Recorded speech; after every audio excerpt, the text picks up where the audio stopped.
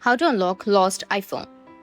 First and foremost, the most important thing is your personal information, because if the other person gets access to your information, you are doomed. The first thing to do is either removing your SIM card or turning the airplane mode.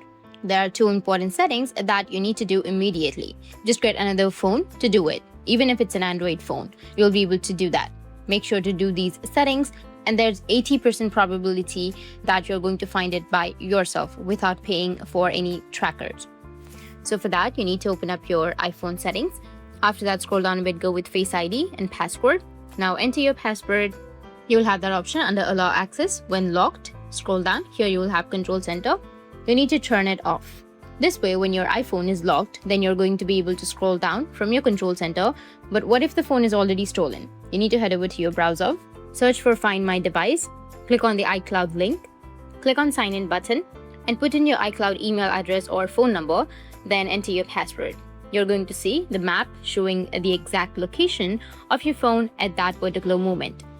You're going to see the local government, the state, and the country. You're going to see your battery percentage as well. You'll have an option of lost iPhone. You just need simply click on lost iPhone, and your lost phone will receive a message which says this iPhone has been lost. Please call me, and then you will have a call button, a green call button. That's it. If you found this video helpful, hit the subscribe button. Thanks for watching.